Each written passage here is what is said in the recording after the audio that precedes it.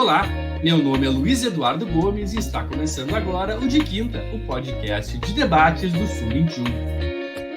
O De Quinta faz parte da Colmeia, a rede de podcasts do Sul 21.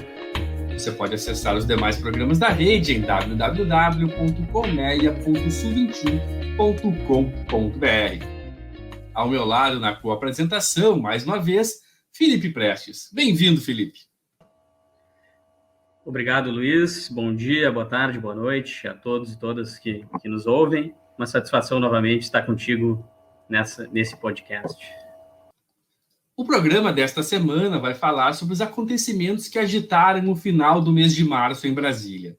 Trocas em 6 ministérios e na cúpula de todas as Forças Armadas. Mas o que significam essas mudanças? Foram um aceno ao Centrão? São um sinal de crise no governo? Bolsonaro estaria amealhando as tropas para um golpe? Para nos ajudar a responder esses questionamentos, recebemos neste programa os deputados federais Fernanda Melchiona, do PSOL, e Henrique Fontana, do PT. Começando por ti, Fernanda. Obrigado por aceitar o nosso convite e seja muito bem-vinda ao De Quinta. Bom dia a todos. Quero agradecer o convite, Luiz, Felipe, cumprimentar o Henrique. É um prazer estar com vocês.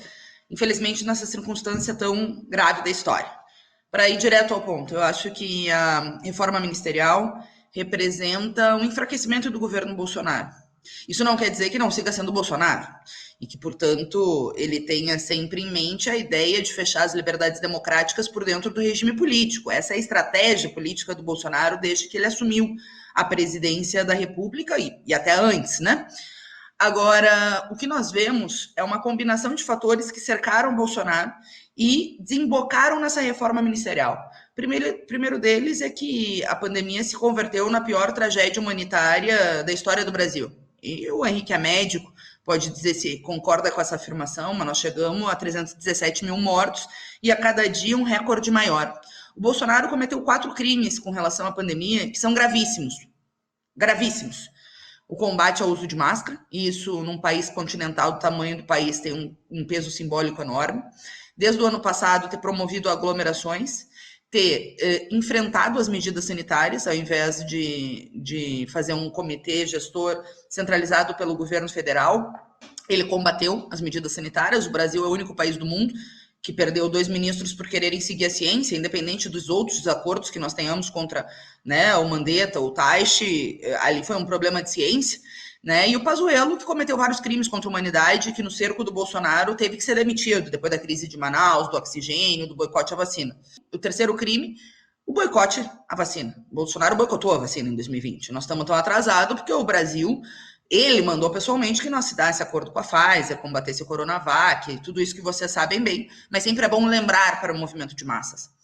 E 4, o estímulo ao tratamento precoce, né, com o kit Covid, que não só a ciência não comprovou, como agora está comprovado, inclusive com óbitos no Rio Grande do Sul, e tem efeitos colaterais. Bom, nesse cenário da pior tragédia sanitária, combinado com um aprofundamento de uma crise econômica que é anterior à pandemia, mas que na pandemia se potencializou muito, o fim do auxílio emergencial em janeiro, fevereiro e março, que o Bolsonaro tirou pela caneta, aliás, ele nunca quis dar, foi derrotado pelo Congresso Nacional ano passado, e tirou pela caneta o auxílio emergencial.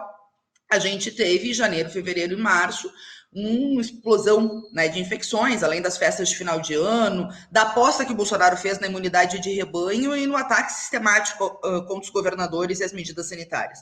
Isso fez com que a reprovação dele chegasse a 60%. Ontem saiu uma pesquisa, 59%, que, obviamente, pode abrir uma nova brecha para o impeachment, em outro momento nós podemos conversar, mas também um cerco burguês, né, que desde o ano passado tenta fazer um governo Bolsonaro sem bolsonarismo. Eles, em março, abril, né, se potencializou no ano passado essa crise, quando ele promoveu as passeatas contra o Supremo, o Bolsonaro foi lá e comprou o Centrão, literalmente. Comprou o Centrão com cargos, emendas, etc., né, para garantir que não tivesse impeachment na Câmara, né? Foi isso que ele fez o ano passado e manteve esta compra com o apoio ao Lira e ao Pacheco na eleição da presidência da Câmara e do Senado para ter aliados. Mas no início desse ano, com o agravamento da crise sanitária, embora esses aliados tenham feito ataques enormes ao povo brasileiro, a autonomia do Banco Central e a PEC 186 é um escândalo que é um ataque muito duro do ponto de vista econômico e o futuro, né, do país. Mas mesmo eles, que são aliados de primeira hora, e no caso do centrão fisiológico, tiveram um sinal amarelo ligado, quando para nós o vermelho já passou há muito tempo, quando veio a carta dos empresários, dos banqueiros, etc., com 500 assinaturas na semana passada, e claro, um questionamento do movimento de massas com relação à crise sanitária do país. As pessoas estão morrendo sem leito no Brasil, tá? E são pessoas, familiares, enfim, é uma tristeza sem fim, né? Todos nós temos amigos, conhecidos que se infectaram e que enfrentaram o drama da doença. Bom, o Bolsonaro, vendo esse cerco e aumentando a crise que, né, há 2 semanas talvez tenha se potencializado, com essa comitê que ele criou 1 ano depois, e que, na verdade, na primeira reunião, ele não participou da coletiva de imprensa com o ministro da Saúde, o Novo, com o Pacheco, com o Lira, e foi fazer uma entrevista contra os governadores e contra o isolamento social depois, contra as medidas sanitárias, não é só o isolamento social. Nesse cerco, a burguesia brasileira sempre pediu a cabeça do Fraga Araújo, né, e do Salles, etc. Teve uma derrota grande, a demissão do Fraga Araújo, que não é só o ministro das trevas, pré-iluminista, etc. O Fraga Araújo, junto com o Eduardo Bolsonaro, era o interlocutor, e talvez siga sendo, mas era o cara que organizava a Internacional de Direita, que eles tentaram montar desde o início do mandato. Então é uma perda pesada para o bolsonarismo, não só simbólica, como política. A gente acha surreal as coisas que ele fala, e é surreal mesmo, parece que nós saímos lá da Idade Média, mas é uma ideologia e tem a ver com a organização e a tentativa de organizar essa extrema-direita mundial. Então, essa derrota tem um peso, ele tinha que demitir para responder ao mercado e ao centrão, e nisso ele aproveita e faz uma reforma ministerial que troca o Fraga Araújo por alguém que também é de uma linha da extrema-direita, mas menos expressivo, que bota no Ministério da Justiça uma indicação do Flávio Bolsonaro, e eu alerto sempre para isso, porque no Ministério da Justiça é que eles perseguem os adversários políticos, e está passando batido isso no contexto geral da reforma ministerial, entregam um cargo para o Centrão, para responder à avidez do Centrão, que só entende de cargo e dinheiro, né? Então entrega um ministério para o Centrão, e, no caso do Exército, aproveita para ir para cima, porque o Bolsonaro queria que o Exército brasileiro fosse o Exército do Bolsonaro. Ao demitir o Fernando Azevedo dessa maneira abrupta e, óbvio, ideológica, né, porque eles queriam um Exército ainda mais alinhado com a ideia de transformar as Forças Armadas numa correia de transmissão da extrema-direita. Acontece uma reação inédita, que a gente nunca viu no Brasil, que é a entrega dos cargos do alto comando das Forças Armadas. Ele demitiu antes, porque sabia que eles iam entregar a carta, a imprensa já ia entregar a demissão. Isso nunca aconteceu, tá? É uma crise militar. E ontem eu estava falando com um especialista sobre a questão do Exército, das Forças Armadas. Ele disse que talvez tenha sido uma crise sem precedentes, lembrando só de 1977, né, numa crise que teve no Exército durante lá a ditadura, enfim, é interessante, né, ouvir quem estuda um pouco o tema militar, mas eu não tenho nenhuma dúvida que foi uma crise militar e que o Bolsonaro queria botar no Exército pessoas alinhadas com a extrema-direita, rompendo a ideia de hierarquia militar, mas não conseguiu. Vocês devem ter visto na indicação deles que eles escolheram pessoas. Um do Exército foi o que deu a entrevista falando da terceira onda, portanto não é um negacionista e é aliado do Pujol. Não tendo isso, o que ele tenta sempre? Organizar. Então, eu acho que o símbolo da reforma ministerial, para aí eu tenho 3 minutos, estou calculando 4 ali para ir encerrando, é que o Bolsonaro está enfraquecido. Está enfraquecido, mas ao se enfraquecer, ele late mais, tenta organizar mais a extrema-direita, e não menos. Ele está enfraquecido significa que deixa de ser extrema-direita e que muda seu pensamento? Claro que não. Afinal, é o Bolsonaro. Agora, se ele tentasse um Putin agora, ou um golpe, eu acho que era mais fácil ter impeachment do que o golpe. Se ele tentasse, porque eu não acho ainda que a burguesia brasileira tenha se decidido pelo impeachment, embora esse tenha que ser o centro da luta política, né, da oposição ao Bolsonaro, derrotar o Bolsonaro em 2021. Mas, para dar um conceito de síntese. 2, ao perder essa força, ele tenta fazer política para as bases das polícias militares, que tem gente alinhada com as ideias bolsonaristas, não majoritário, mas ele disputa, né, os PMs para esse projeto da extrema-direita e tem, claro, eco em vários estados. E aí tenta fazer uma crise com a tragédia da Bahia, que foi a questão do soldado Wesley, né, que teve esse surto de adoecimento mental, uma tragédia, né, gente? Depois de 3 horas, acabou sendo abatido pelos próprios colegas na Bahia, tá? Uma tragédia enorme.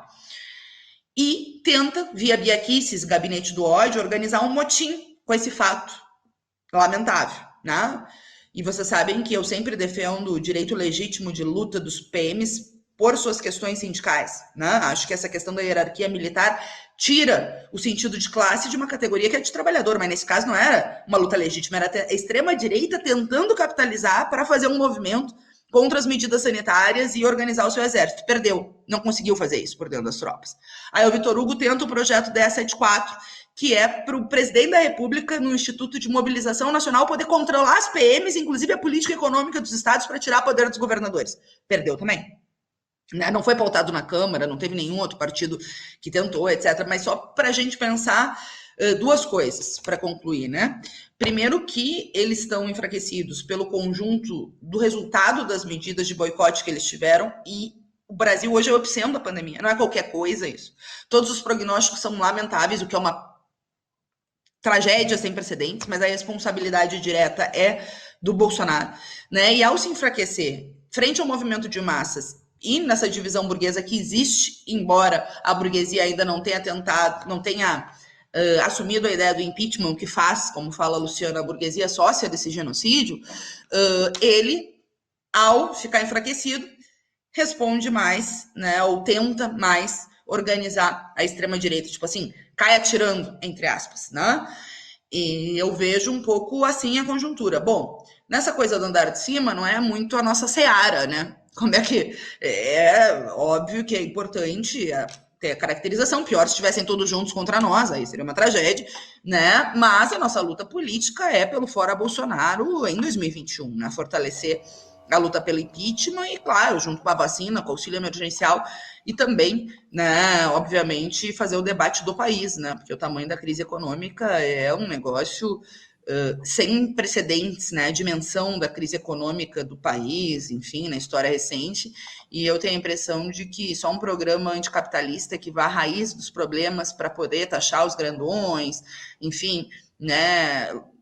Enfim, taxar grandes fortunas, lucros e dividendos, a fazer auditoria da dívida, pode dar resposta a essa questão que é mais de médio prazo, porque mesmo que a gente vença a pandemia, né, infelizmente estamos indo muito devagar para vencer a pandemia, ao contrário, né, graças ao Bolsonaro está sendo um verdadeiro genocídio do nosso povo, mas depois disso nós vamos ter que enfrentar a crise econômica, né? E a linha da burguesia, é óbvio, é repassar para os trabalhadores e para a classe média a conta da crise econômica e dos custos da pandemia. E esse debate mais programático e de fundo, obviamente, em algum momento a gente tem que fazer. Fontana, eu queria te agradecer também muito por aceitar o nosso convite, né? Queria que seja muito bem-vindo ao nosso podcast. Eu queria agora também te ouvir sobre a avaliação que tu faz sobre esses primeiros, ou melhor, a avaliação que tu faz sobre esses acontecimentos da semana. Não sei se o Prestes queria acrescentar uma pergunta já também para te ouvir também sobre mais um assunto, Prestes. Não, eu ia só, assim, nessa semana a gente viu nas redes, né, as pessoas, enfim, militância, enfim, a população em geral, sem saber se estavam perto de um golpe de Estado ou de um impeachment, o que é meio paradoxal, né? A gente não sabe se o presidente vai tomar o poder de vez ou ele vai cair. Mas pelo que eu vi da fala da Fernanda, ele está mais perto, não está perto, mas está mais perto de cair, a gente não tem esse motivo para tanto... Né, enfim, embora a pandemia e tudo mais, para esse alarde em relação a golpe, né? Queria ver se Fontana concorda, como ele vê essa questão de golpe ou de impeachment, o que está mais perto, o que aconteceu essa semana, enfim, né? Tudo bom, Felipe? Então, um abraço para ti, né? Um abraço para o Luiz, também dizer que para mim é muito bom participar, gosto muito quando posso estar com vocês, e muito especialmente um abraço para a Fernanda, né? Uma deputada e amiga com quem a gente convive permanentemente na liderança da oposição, pensando esses cenários, né? Eu tenho muita concordância com a tua avaliação, Fernando, né? Eu acho que o símbolo principal da mini-reforma ministerial, vamos chamar assim, e a pergunta do Felipe ela é bem instigante, porque, de fato, nos primeiros momentos, como a gente anda muito traumatizado, né, Felipe, com a resiliência do bolsonarismo, porque a elite do atraso brasileira ela é muito atrasada mesmo, né? Então, enquanto ela pode sustentar um governo por mais incapaz, por mais desqualificado, por mais despreparado que seja esse governo, se ela, parte desta elite, está fazendo os seus negócios e obtendo as suas vantagens, ela fecha os olhos e deixa o barco rolar. Este é um dos grandes problemas estruturais que a história do Brasil nos ensina. Não é só o bolsonarismo. Vejam o governo de extrema-direita anterior, que as nossas gerações, pelo menos, vivenciaram, foi o governo Collor, né? Então, esta direita, esta elite do atraso, ela entregou 2 governos ao país, sem dúvida nenhuma o do Bolsonaro, se é que é possível hierarquizar, né? Mas o do Bolsonaro entrará para a história como o pior governo da história do país, e estes governos, do meu ponto de vista, eles vão terminar de forma parecida.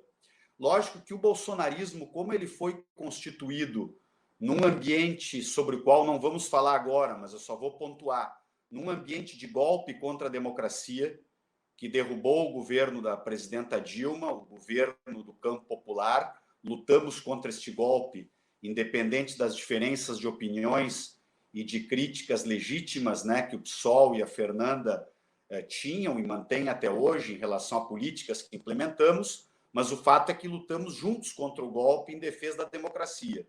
E o governo Bolsonaro, ele nasceu como a pior das consequências do golpe, né? A direita mais racional, ela organizou o golpe não para chegar em Bolsonaro, mas vejam o que é a característica, né, desta elite do atraso, que quando ela percebe que o que sobrou foi Bolsonaro, ela foi de Bolsonaro, né? Então, e também é um parênteses que eu quero abrir, porque a Fernanda me contemplou muito e isso me permite, né, abrir um outro canal de reflexão. O bolsonarismo ele surge dentro da era da pós-verdade, né? Quer dizer, não se faz mais política hoje como se fazia 10 anos atrás.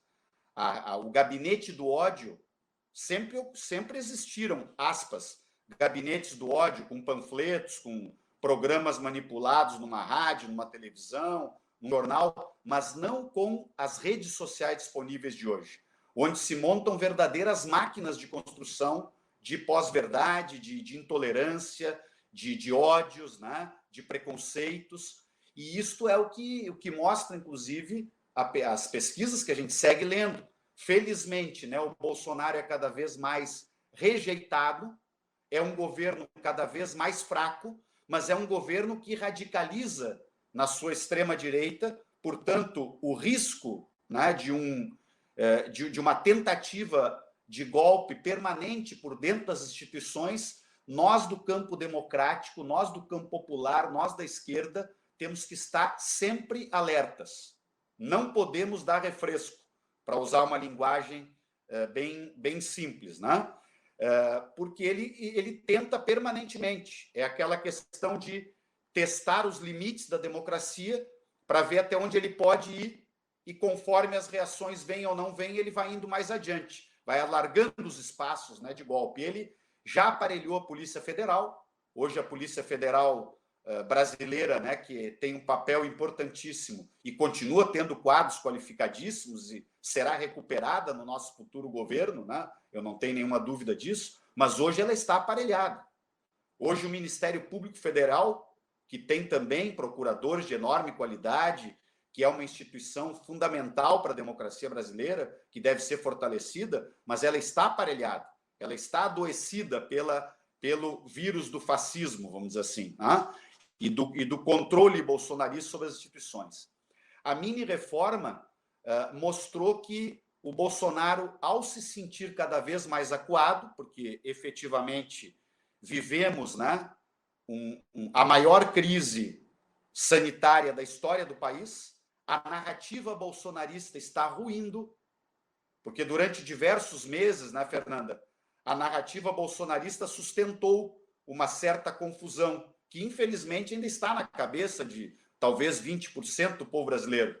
Mas a ideia, Felipe, de que ou preservávamos a economia ou tomávamos as medidas preventivas necessárias para enfrentar a pandemia. E com aquilo ele foi levando uma polarização, ele governa sempre sob essa polarização, ele construiu esta narrativa e isso foi dando sobrevida para o discurso dele.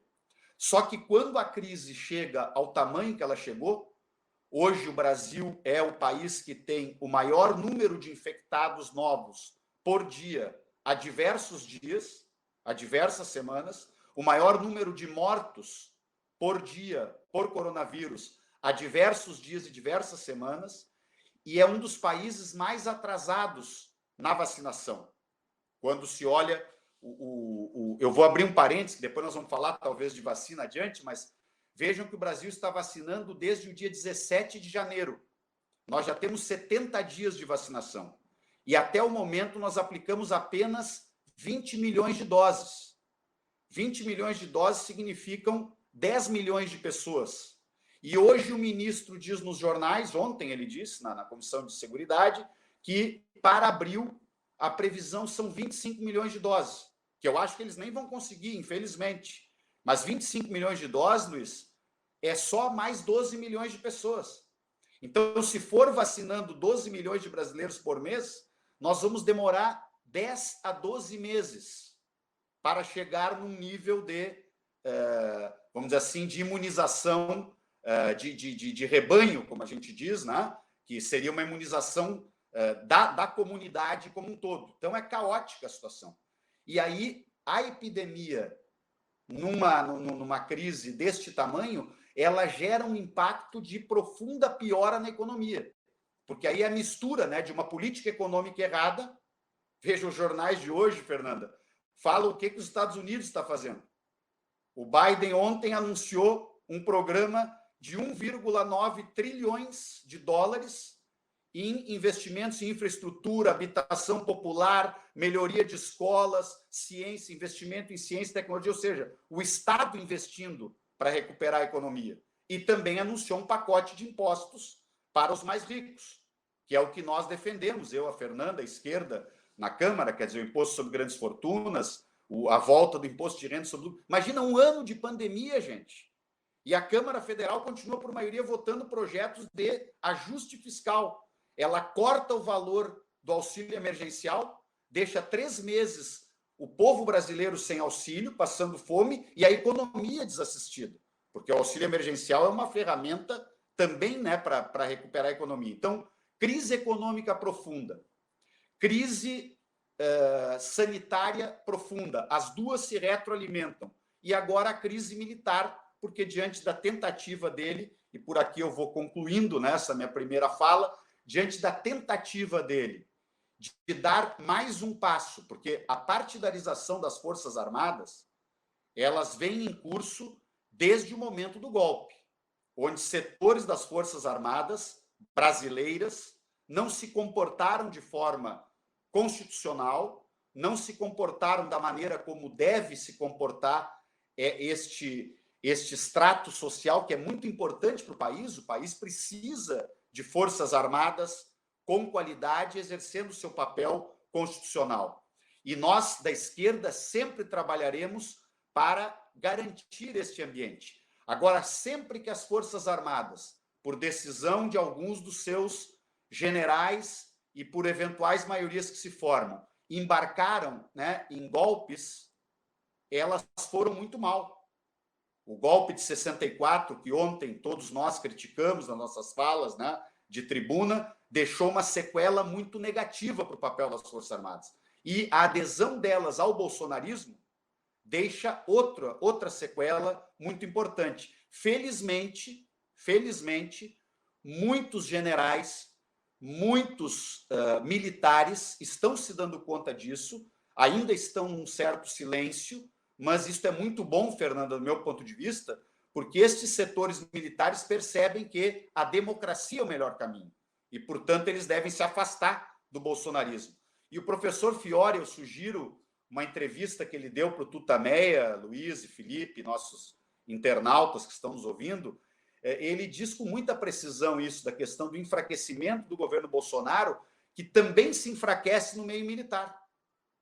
Esta suposta reforma que ele fez para aparelhar mais as Forças Armadas enfraquece ele no meio militar.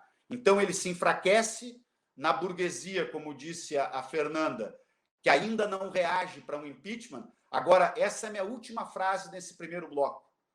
Os setores mais racionais da direita brasileira já sabem que Bolsonaro é um candidato fraco para 2022.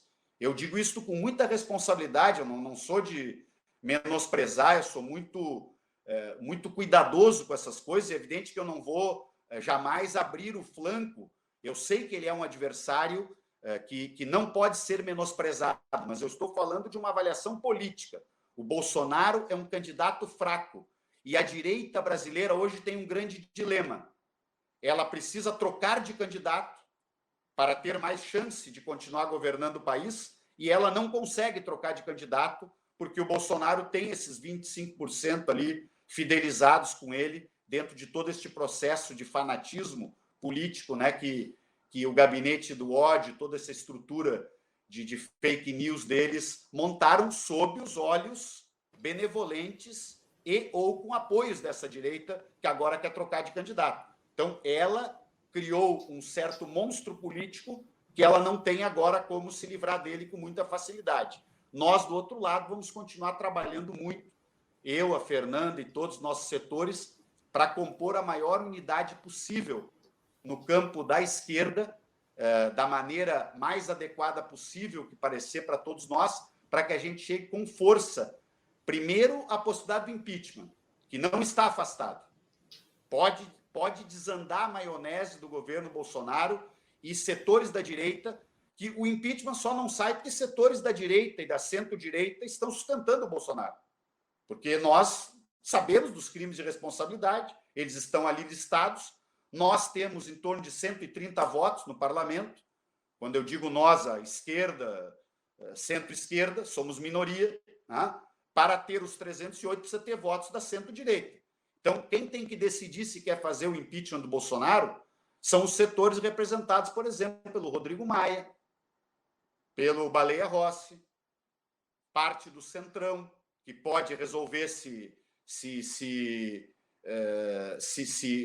largar o Bolsonaro por sentir que é inviável para 2022. Então, esse é o jogo complexo da política que está em curso. Nós temos que continuar lutando para que as vacinas se acelerem, lutando para que haja auxílio emergencial, lutando para impedir qualquer perda de patrimônio público estratégico, para preservar o que nós estamos fazendo, porque a nossa política no Congresso ela é defensiva, nós somos minoria, né? Aliás, queremos aproveitar para pedir para as pessoas que estão nos ouvindo aqui que na próxima eleição elas caprichem mais na eleição para deputados e senadores, porque não adianta a gente ganhar a presidência da República e continuar com uma minoria muito reduzida nos parlamentos. Fernanda, eu queria te ouvir agora, né? O Fontana falou um pouquinho desses próximos passos, tu tinha falado também na tua fala inicial. O que tu imagina que vai acontecer agora, assim, nos próximos dias, né? Porque o bolsonarismo, ele é essa questão de... São fatos jogados, atropelados, um por cima do outro, a gente não sabe o que vai acontecer nos próximos dias, nos próximos meses, enfim, tudo acontece muito rápido, né? O que tu imagina que vai acontecer agora? Que ele vai tentar esticar a corda ainda mais, vai tentar fazer uma disputa de força ainda maior dentro do Exército, enfim. Tu falou muito bem dessa questão do episódio do Wesley, que tentaram, do PM Wesley da Bahia, que tentaram aproveitar para daqui a pouco tentar fazer um motim nas polícias militares, e não deu resultado, pelo visto, né? O assunto meio que esfriou, talvez o próprio Bolsonaro tenha ajudado a esfriar o assunto, trazendo à tona a questão da mini-reforma ministerial, das mudanças no Exército, acabou, daqui a pouco, dividindo um pouco das atenções do seu bolsonarismo, que talvez já não seja tão forte assim para esticar essa corda, né? Mas o que tu imagina que vai acontecer agora nos próximos dias, a partir das informações que vocês têm aí em Brasília? Olha, Luiz, eu vejo o seguinte, com o Bolsonaro, uma coisa é a definição, ele está mais enfraquecido ou que vai dar um golpe? Ele está mais enfraquecido, não tem força para dar golpe. Quer dizer que ele não pode tentar? Bom, é Bolsonaro, eu não acho que seja mais provável, mas se ele tentasse, eu acho que era mais fácil ter impeachment do que ter golpe, né? Se ele tentasse um Putin e tal. Tendo em vista que eu acho que ele não tentará, porque inclusive a indicação dos altos comandantes já mostra que ele perdeu, inclusive na hierarquia militar, respeitou a hierarquia militar, eu vejo o seguinte, concretamente, num curto espaço de tempo, vai se acentuar a crise sanitária. Eu lamento dizer isso. É uma coisa que dói dizer, né? Mas é isso. Com o colapso do sistema público de saúde, a variante mais infecciosa e a vacinação a passo de tartaruga, eu infelizmente acho que a crise sanitária, o Nicoleles falou ontem de um ponto de não retorno, né? Eu não sou infectologista, mas eu acho que é a dinâmica. Acho que ele não vai comandar nenhum gabinete contra o Covid nacional. É fake para responder a carta, vai deixar. A burguesia vai seguir tentando fazer uma linha Bolsonaro sem bolsonarismo, então vai lá o Lira, o Pacheco, o novo ministro da Saúde, dizendo que estão tentando resolver, mas o fato é que tem muito peso as decisões do presidente da República, porque por mais que seja o Bolsonaro querendo enfraquecer, mais enfraquecido que esteja, a centralização da pandemia, a centralização das políticas nacional, do Plano Nacional de Imunização, é via governo federal. Então, abril eles já diminuíram o número de doses, né? Da previsão do Ministério da Saúde lá atrás, enfim, o que é preocupante. Acho que a gente então vai ter um mês muito difícil de abril e maio. Um auxílio emergencial limitado, pequeno, parcial. O aumento do desemprego e do custo de vida que o povo já está sentindo, ou seja, a crise social vai se, né, retroalimentando. Não dá para ter bola de cristal em relação ao Bolsonaro, né, no sentido que ele pode, troca mais um ministro para atender o Centrão, pode ser, etc. Mas eu acho que a crise segue se aprofundando. Acho ainda, retomando, não mudo nada a definição sobre a força ou fraqueza do Bolsonaro, mas também para conversar com a vanguarda, né? A correlação de forças do mundo não é a favor a um golpe. A extrema-direita perdeu força, perdeu terreno, né? Perdeu nos Estados Unidos. O Trump foi derrotado eleitoralmente, não quer dizer que a extrema-direita esteja liquidada. Ainda tem aqueles lunáticos com algum peso de massas, né? Os que invadiram o Capitólio, essas coisas que vocês viram. Na Bolívia se derrotou o golpe. Teve um golpe em um ano, se derrotou o golpe. Em Mianmar, que teve um golpe, segue em curso, tem uma resistência heróica, né? Resistindo aos canhões do golpe militar, né? Então, a correlação de força no mundo não é uma correlação que facilite uma política golpista, né? Eles perderam força. Agora, ele vai tentar seguir fazendo política para a base das PMs, vai tentar seguir fazendo política para o núcleo evangélico fundamentalista que segue firme com ele, vai tentar seguir fazendo política com os meios de comunicação que se dispõem a ser correia de transmissão pela grana e pelo aparato do Estado, né, das ideias bolsonaristas. E aí a gente tem vários, né, porque já se normalizou o absurdo. Ter um Alexandre Garcia que só fala contra a ciência não é liberdade de expressão, é crime. Uma coisa é liberdade de opinião sobre, né? Agora, o ataque à ciência, a verdade, ou a ideia de pós-verdade que o Fontana trouxe é crime, gente. Isso mata gente. E tá lá, ele na CNN. Então, ele vai tentando. Eu acho que ele tá enfraquecido. Acho que é preciso fazer toda uma unidade de ação para derrotá-lo em 2021. Acho que o pior erro da esquerda é querer enfraquecê-lo para 2022, né? No sentido de apostar as fichas no calendário eleitoral. Fiquei feliz com a fala do Fontana aqui, a gente se conhece há muito tempo, né? Ele, inclusive, sabe as sensibilidades, tanto é que pontuou as nossas diferenças. Acho que a gente precisa vencer o Bolsonaro em 2021, apostando em alargar a brecha do impeachment fora Bolsonaro. E acho que temos convergência nisso. Mas se não der aí em 2022, eu acho que o Bolsonaro está enfraquecido. Sinceramente, eu acho hoje mais provável o Lula estar no segundo turno do que o Bolsonaro. Acho que se fosse assim, hoje, o Lula vai para o segundo turno. O Bolsonaro eu não sei. O que é ótimo. E como é que... desculpe, Fernanda. Eu tenho visto uma tese, e aí queria passar para o Fontana essa pergunta. Eu tenho visto uma tese de alguns especialistas, né, alertando para a movimentação dos militares, né? de que eles lançam na mídia essa coisa de que brigamos com o Bolsonaro, enfim, estamos contra, mas, né, quer dizer, o próprio ministro da Defesa, que foi tirado, né, o Fernando Azevedo, ele sobrevoou lá uma manifestação golpista, né, há uns meses atrás, né, o Mourão, que é o moderado, que usa máscara, enfim, ele ontem postou um negócio comemorando o golpe de 64, né, enfim.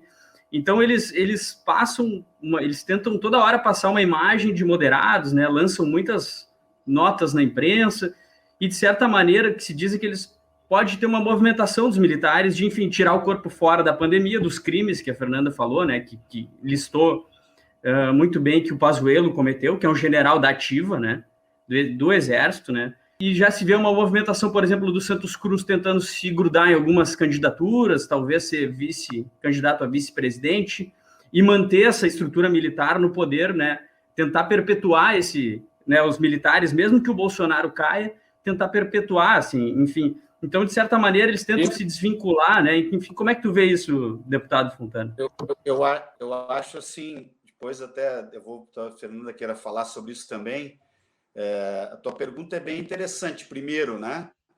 Não é só a questão dos militares. Diversos setores que são da direita brasileira, alguns inclusive da centro-direita, que apoiaram o Bolsonaro e o bolsonarismo, eles buscam mecanismos de afastamento do bolsonarismo. E isso é bom para o Brasil. É bom porque isso é o que dá a resultante que eu e a Fernanda colocamos aqui, de um enfraquecimento do Bolsonaro. Né? Só que também tem um outro aspecto, que estes grupamentos, seja a direita dentro das Forças Armadas, seja a direita da Faria Lima e do mercado especulativo, né? do rentismo e diversos outros, né, setores, eles estão pisando em falso, eles estão tateando porque eles não têm um candidato definido, né, Fernanda? Não sei se tu concordas comigo. Eles, às vezes, pensam no Huck, às vezes pensam no Dória, que eu acho que está cada vez mais enfraquecido também, às vezes pensam no Mandetta, às vezes pensam em puxar uma aliança e alguns até carregar o Ciro Gomes para esse campo, né? Então, eles estão muito confusos. Né?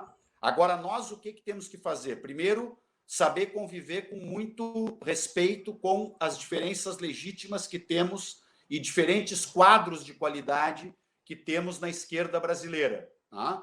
E todos eles têm força e todos os partidos têm força. Segundo, nós temos que aproveitar este momento de enfraquecimento da direita e das teses da extrema-direita e de crescimento da nossa força política para abrir diálogo com setores desses que a Fernanda colocou, e vou concluir com isso, policiais, o setor religioso evangélico, né? Nós temos que ter diálogo com esses setores, porque nós queremos recuperar uma maioria na sociedade brasileira para construir um projeto de nação pela esquerda. Esse é o nosso... Então, como eu sempre digo, aproveito para dizer para os nossos simpatizantes que estão ouvindo esse podcast, nós não podemos nos satisfazer em conversar com o terço que tem mais identidade conosco na sociedade. Nós temos que ter uma narrativa, uma acolhida política, um argumento político para conquistar politicamente o centro, vamos chamar assim, da política brasileira, para as ideias de esquerda, para que nós voltemos a ter maioria na sociedade o quanto antes. E eu reforço o que a Fernanda disse, a oposição ao Bolsonaro tem que ser permanente, muito qualificada, muito intensa, e não se pode fazer cálculos do que é melhor chegar em 2022. Quanto mais fraco tiver o Bolsonaro, e, portanto, mais fraco estará o fascismo, mais fraco estará o bolsonarismo, mais fracas estarão todas essas redes de ódio e de intolerância, e isso é melhor para a democracia brasileira e, portanto, é melhor para a esquerda, onde eu e a Fernanda estamos, para que eu não fique aqui, obviamente, convidando vocês para um campo político que os jornalistas têm que se autodefinir quando querem, né? Mas eu e a Fernanda, como nossas posições são públicas, eu posso dizer, então, para mim, se o Bolsonaro caísse para 10% das intenções de voto e fosse descartado do processo eleitoral pela direita, lógico que eu iria cobrar daqueles setores que apoiaram ele, aí cobrar na política, no sentido, obviamente, de que a cultura política brasileira acumule para não cair numa nova aventura como foi esta, mais uma com o Bolsonaro. Mas é muito bom que ele caia lá para baixo. Fernanda, eu ia te dizer isso, eu sei que a gente está chegando no final do horário que a gente tinha combinado, né? Eu não sei se tu queria também complementar um pouco sobre essa questão dos militares, ou se a gente já encaminha para as considerações finais. Eu vou ter que fazer as considerações finais, né, por conta do horário. Queria pedir desculpa, no meu celular começou aqui um vídeo que a extrema-direita está botando contra mim, é óbvio, nos seus grupos, né? Isso é diário, não faz parte da vida, né? Queria agradecer, né, o convite, dizer primeiro que eu, claro, foquei o debate um pouco em 2021, acho que a gente podia e devia, né, fazer um debate sobre 2022, mas eu quero primeiro começar concordando que eu vejo que o centro da luta política em 2021 é pelo fora Bolsonaro, e a esquerda tem que estar nessa linha de impeachment e não de enfraquecer o governo para chegar em 2022 meio fraco, porque é um candidato mais frágil de vencer num segundo turno, num eventual segundo turno. Acho que com fascismo não se dá sorte para o azar. E acho que o pessoal está na linha, né, e nós estamos na linha política de fazer toda essa unidade de ação, frente única, para vencer o Bolsonaro quanto antes. Até porque enquanto ele segue, o povo segue morrendo, né? Além de uma questão de que a gente não pode ser leviano no enfrentamento com a extrema-direita. Sobre as decorrências que o meu amigo... Desculpa, só aproveitar essa tua frase, Fernando. E isso é uma coisa interessante, que tem gente que diz que a gente não deve ir para o impeachment porque ia atrapalhar o combate à pandemia. Ao contrário, quanto mais tempo o Bolsonaro tiver na presidência, maior será o impacto duro e negativo da pandemia no Brasil. Exatamente, concordo, e é muito bom, importante as convergências, né? Ao mesmo tempo, eu vejo, aí diferente do Fontana, normal, nós estamos em partidos políticos diferentes, que o desafio também é construir, né, uma nova esquerda anticapitalista. Eu fiquei muito feliz que anularam o processo contra o Lula. Eu acho que é uma vitória democrática, ainda mais depois do que aconteceu em 2018, que a retirada do Lula do cenário político foi um elemento de fraude da eleição, que facilitou o Bolsonaro vencer, e depois o Moro acabou ministro do Bolsonaro. Isso não mostra qualquer coisa, né? Mostra como a burguesia brasileira, quando tem política, né, teve política do golpe, etc, etc. Mas eu tenho a impressão de que duas coisas. Primeiro, tendo a compreensão de que a extrema-direita não está fortalecida e que num segundo turno, pelo próprio peso político do Lula, pelo menos hoje por hoje ele estaria lá, o debate também é programático e de futuro, né? E eu tenho a impressão de que o Brasil precisa de uma nova esquerda anticapitalista, precisa de um polo alternativo que taxa as grandes fortunas, que audite a dívida pública, e a gente sabe, por isso até o próprio Henrique começou falando das minhas críticas, que não foi o que nós vivemos nos 13 anos de governo do PT. E não são os sinais que o Lula dá, né? Ele mesmo tem que procurar o centro, tem que procurar os evangélicos, etc. Então eu acho que se nós chegar em 2022, infelizmente com o Bolsonaro no poder, nós, no segundo turno, estaremos na linha de frente no enfrentamento para que o candidato anti-Bolsonaro vença, caso ele vá para o segundo turno, né? Mas eu acho mais provável o Lula hoje por hoje, e não o Bolsonaro. Mas, ao mesmo tempo, a gente precisa ter e apresentar um programa anticapitalista, e que é a própria razão de fundação do PSOL. Esse é um debate sobre tática eleitoral em 2022 que a gente precisa fazer, né? Eu tenho a impressão de que essa crise mundial, né? Mundial, é muito profunda, não tem espaço para política de conciliação, de concessão, tem que ter um programa que enfrente os banqueiros. Isso não é um problema brasileiro, mas no caso do Brasil, né, não é uma questão brasileira, o capitalismo está colocando em risco o futuro da humanidade. E no momento eleitoral, é um momento, inclusive, para dialogar com as massas, né, para que, inclusive, o setor do movimento de massas não enxergue a extrema-direita como antissistema, quando, na verdade, ela é filha mais podre do sistema político, mas veja uma esquerda capaz de ser uma esquerda antissistema sem ser sectária, né? Porque a gente precisa. Vocês viram, né, Fontana? Tu viu aí nossos esforços em Porto Alegre para estar junto em 2020. Não deu, não teve prévias, não teve tudo isso, papapá.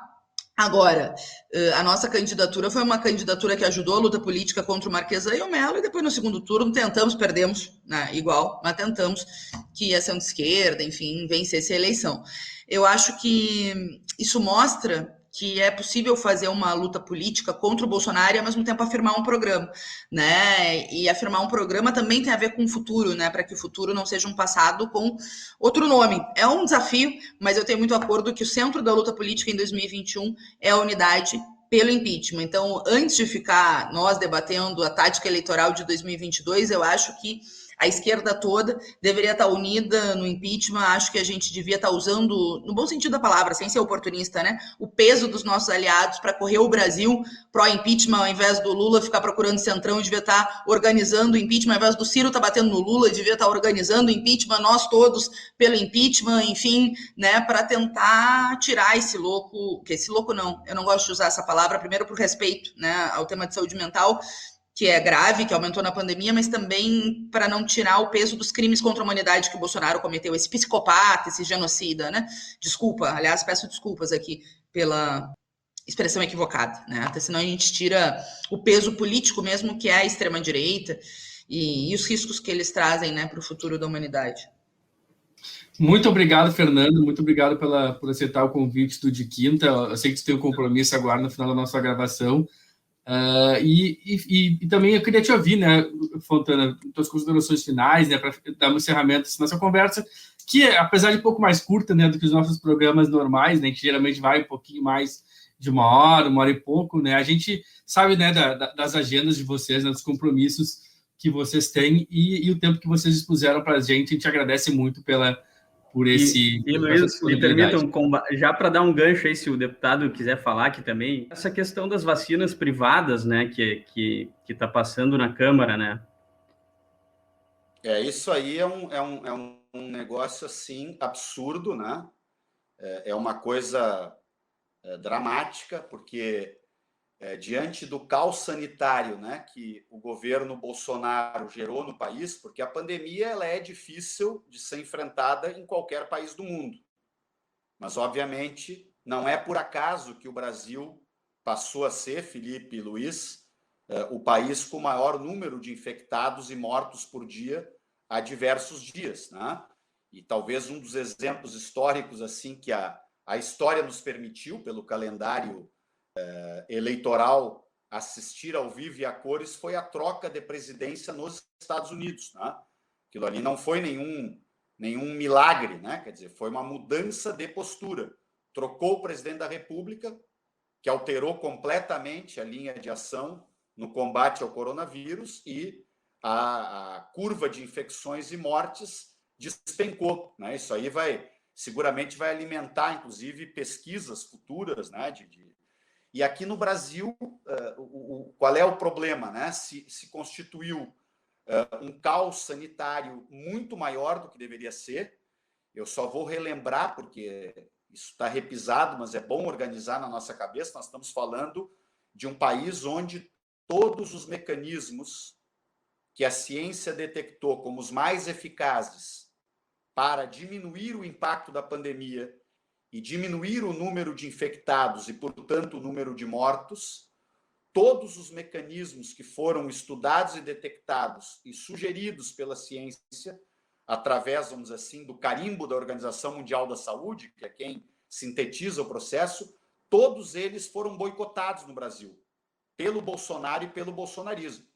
Então, a Fernanda colocou no início da entrevista, mas eu vou repetir: incentivo a aglomerações, contestação ao uso de máscaras, que vem das mais diferentes formas, né, de preconceitos que foram criados, a propaganda permanente de um falso tratamento, que se constitui um crime não só pelos para-efeitos, mas também porque a pessoa, ao acreditar que tem um tratamento, ela diminui os cuidados que ela deveria ter para não pegar a infecção, que é o grande tratamento, né?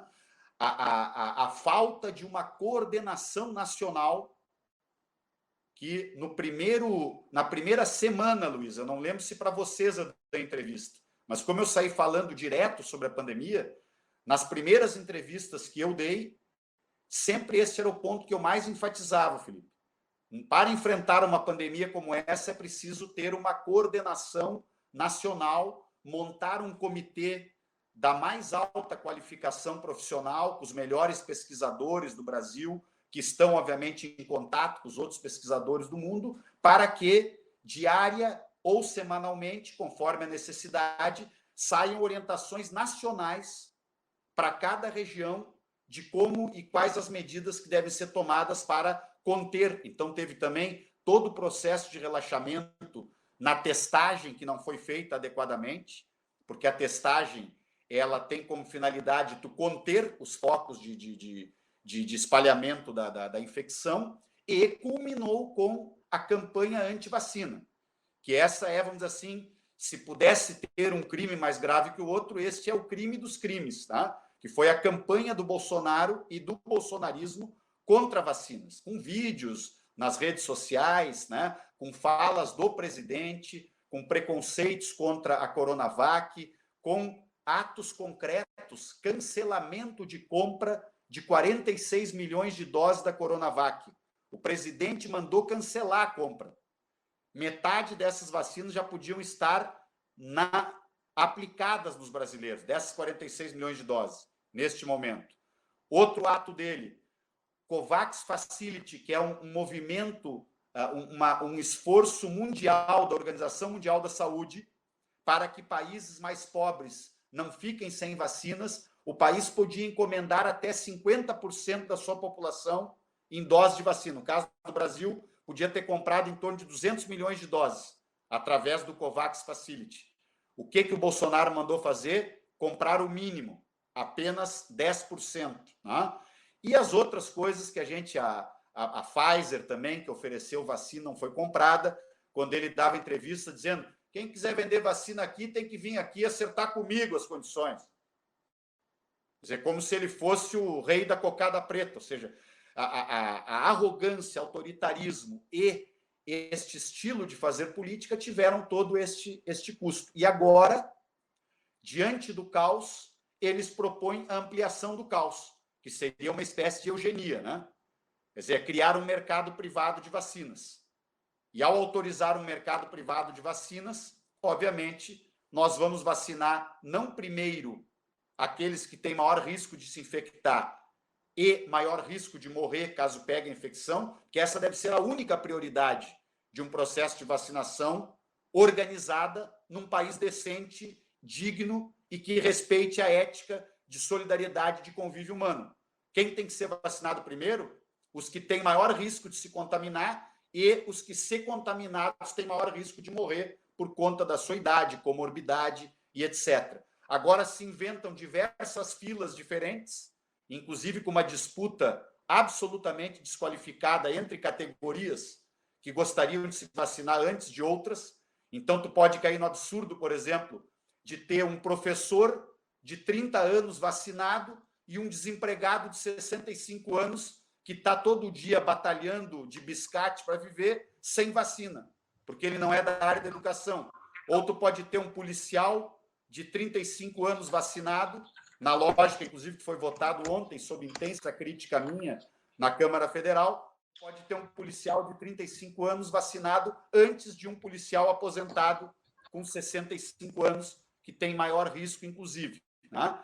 Então, é inaceitável qualquer tipo de mercado privado de vacina. Né? O que nós temos que fazer, Felipe, Luiz e nossos ouvintes, nossos internautas, né, que vão estar ouvindo o nosso podcast, o que nós temos que fazer é ampliar o acesso de vacinas para o sistema público de saúde. Alguns dizem: não, Fontana, deixa o Banco Itaú comprar 500 mil vacinas, Luiz, porque aí pelo menos eles vão vacinar os funcionários familiares do Banco Itaú. Mas se o Banco Itaú tem um lugar para comprar 500 mil vacinas, porque fornecedor de vacina tem 4, 5, 6 no mundo. Então, se o Itaú tem como ir lá e comprar 500 mil vacinas, que eu acho, inclusive, que não tem, mas se ele tiver, que ele compre e entregue na mão do SUS as vacinas. Porque a fonte que vende vacina é única. É como se eu chegasse no supermercado e tivesse ali, tivesse ali 30 quilos de carne para vender. Não adianta eu dizer: olha, pode qualquer um comprar, se tu conseguir, não. Só tem 30 quilos. Então, os primeiros 30 que comprarem 1 quilo cada um vão ter carne, os outros não vão ter. Assim é a questão da vacina hoje. O limitador é a quantidade de vacina disponível globalmente. Aliás, o que pode destravar a vacinação são ações de Estado, ações de uma diplomacia qualificada, de um presidente que fosse um líder global, e que nós não temos, né? Se o presidente do Brasil fosse o Lula ou fosse a Dilma, não tem nenhuma dúvida que o Brasil, primeiro, teria mais vacinas, porque teria comprado na hora certa. Segundo, tem capacidade de diálogo com setores para fazer pressão política, social, porque é fato, tem países ricos que estão com vacina, inclusive, sobrando. Então, para isso tem que ter uma movimentação global. Não adianta eu mandar lá essa coisa do setor privado, desculpe que eu me empolgo com esse assunto e falo demais, essa coisa de dizer, não, deixa o setor privado comprar, então vai, por exemplo, a companhia X, que tem uma rede de supermercado, ela vai ao mundo atrás de vacinas. Óbvio que vai surgir um mercado paralelo de vacinas, vendendo por 3, 4 vezes o preço, que alguns pagarão, tem gente fazendo turismo da vacina. Agora, isto é o caos final, né? Isso é aquele cada um para si, e coitado de Deus que não tem como vir a favor de todos para resolver os problemas que a humanidade cria. Isso vai ser o salve-se quem puder, e no ambiente do salve-se quem puder, salva-se sempre antes aquele que tem o privilégio de ter o poder econômico. E morrem sempre antes os mais pobres, os mais vulneráveis, e isto é revoltante do ponto de vista ético, para qualquer pessoa que tenha um senso de humanidade, de humanitarismo na sua cabeça. Eu sou um defensor do sistema público de saúde por muitos motivos. O principal deles é que o direito à saúde não pode estar vinculado ao tamanho da conta bancária de ninguém. Se alguém precisa fazer um transplante, tomara que nenhum de nós precise jamais na vida, nem eu, nem tu, nem o Luiz Felipe, nem os nossos internautas que estão nos acompanhando, mas se alguém precisar fazer um transplante, o que tem que determinar o direito de fazer esse transplante é a necessidade de preservação da vida de uma pessoa, e não o tamanho da conta bancária do dinheiro que ela tem no banco, assim como tomar uma vacina. Não pode ser aquele que pode pagar 10 mil reais para fazer um turismo de vacina, ter vacina. A vacina não pode ser uma mercadoria, nunca foi. Aliás, jamais. Outro desabafo aqui. Alguém ouviu falar em algum momento na história do Brasil de prefeitos e governadores correndo desesperados atrás de compra de vacina? Resposta: nunca. Isso só aconteceu porque, infelizmente, colocaram na presidência da República uma pessoa totalmente despreparada, uma pessoa que é, inclusive, desequilibrada do ponto de vista das suas faculdades mentais, uma pessoa que é perversa no seu raciocínio. Os psicanalistas estão com a palavra, estão estudando profundamente Bolsonaro e o bolsonarismo. Tá? Agora, o Brasil está nesse caos porque o voto tem consequência. Tá? Eu espero, inclusive, que tenham internautas nos ouvindo aqui. Eu sei que tendem a não ser muitos, porque nós temos as nossas bolhas, mas que estejam fazendo uma autocrítica do voto que fizeram. Tá? Porque nós precisamos sair com uma outra cultura deste processo todo. O Brasil vai perder muito por causa do bolsonarismo, mas que pelo menos esta perda ela seja acompanhada de uma compreensão melhor do impacto, da importância que tem o voto, a política e assim por diante. Muito obrigado, deputado Fontana. Queria te agradecer mais uma vez por aceitar o nosso convite. Não sei se isso já está contemplado, queria fazer só mais alguma consideração final. Estou muito feliz, Luiz, de ter participado desse bate-papo contigo, com o Felipe, com a Fernanda, né? Vamos fazer outras vezes. A vontade da gente é estar com vocês mais seguido. Nós temos um carinho, um respeito muito grande, né, pelo Sul 21, pelo trabalho de vocês. Às vezes falta tempo, né? Mas gostei muito do bate-papo e a gente se encontra em outro momento. E cumprimentar todos os nossos internautas que estão acompanhando esse podcast e dizer para vocês, gente, não há página da história que não se vire. Eu sei que está sendo muito duro viver sob o impacto do bolsonarismo e da ascensão do fascismo, mas eu sinto que nós estamos virando a página. Nós estamos conseguindo fazer esta virada de página, inclusive com mais rapidez do que alguns de nós, eu mesmo, imaginava há algum tempo atrás. nós não fomos a Bolívia, né, que felizmente conseguiu virar o golpe em 1 ano, mas eu percebo que a gente, depois aí de 5 anos de golpe, né, começa a perceber um ambiente de virada desta página histórica, e a participação de todos vocês é muito importante. Redobrem o esforço de vocês. Participem aqui, ó, na rede social, porque política se faz muito por aqui hoje. Participem também de atividades presenciais, quando possível, com os cuidados, com o distanciamento, mas pode escrever que a tua participação aqui, com verdade, não com fake news. A esquerda, o campo popular e o campo democrático não pode entrar na política da fake news. Nós temos que derrubar a fake news com política séria.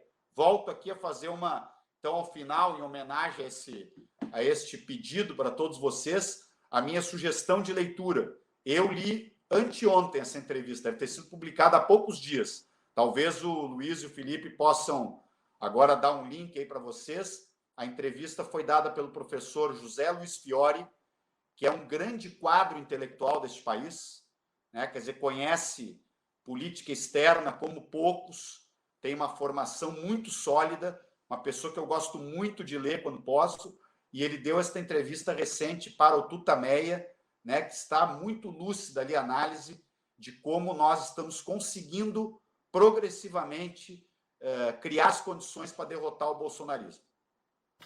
Eu vou deixar linkado na descrição do episódio, Fontana, vou achar esse link, vou deixar linkado na descrição do episódio. Então, mais uma vez, muito obrigado, deputado. Queria agradecer também muito a deputada Fernanda Melchiona, que teve que sair um pouquinho antes da gente terminar a gravação, mas, enfim, contribuiu muito para esse nosso debate. Queria te agradecer também, Prestes, por mais uma parceria na co-apresentação desse episódio do De Quinta. Valeu, Luiz. Muito obrigado, deputado Fontana, deputada Fernanda também, que já saiu. Acho que tivemos uma conversa muito esclarecedora aqui nessa semana, que as pessoas ficaram muito apreensivas, né, com o que aconteceria no país com mais essa crise. Valeu, Felipe. Queria reforçar o agradecimento aos nossos ouvintes. O De Quinta desta semana ele vai ficando por aqui. Se você gostou desse episódio e quer ouvir outros episódios anteriores, ou também outros programas da rede de podcast Colmeia, basta acessar www.colmeia.sul21.com.br. A gente volta daqui a 2 semanas. Um nosso abraço a todos e até lá.